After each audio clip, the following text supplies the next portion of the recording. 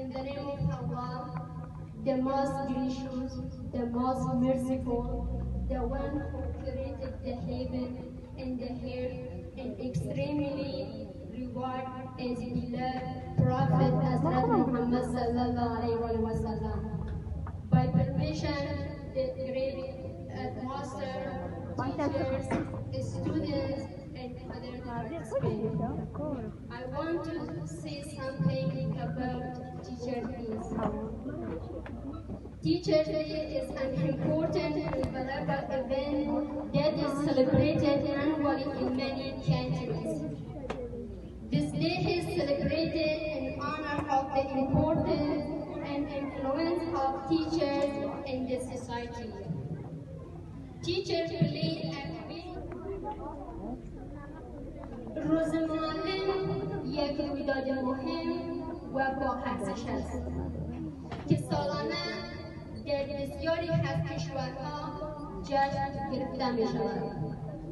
این روز به افتخار، اهمیت و تاثیرگذاری معلمان در جامعه برگزار می شود.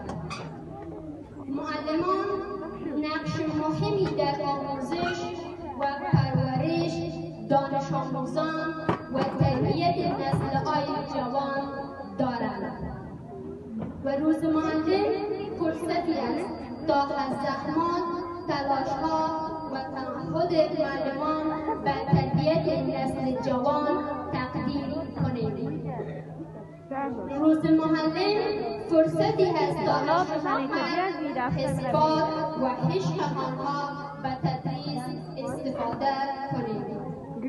معلمان در هر روز تمام توان‌ها را به کار می‌گیرند تا همه دانش آموزان خود را تحت تاثیرگذاری مثبت قرار دهند و با انگیزه و اعتماد به نفس به جامعه خدمت کنند.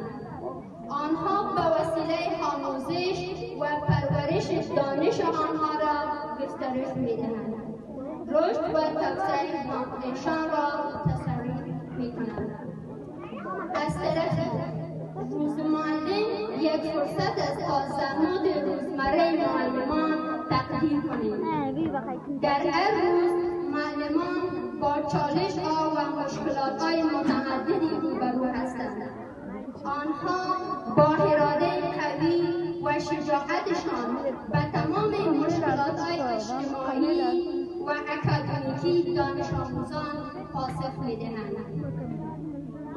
جبران کوتاهی روزمره، بخشیدن دانش آموزان و یا حتی کمک به حل مشکلات خانوادگی آنها قسمتی از وظیفه معلمان هست که ما باید در روز معلم از آن تقدیر کنیم.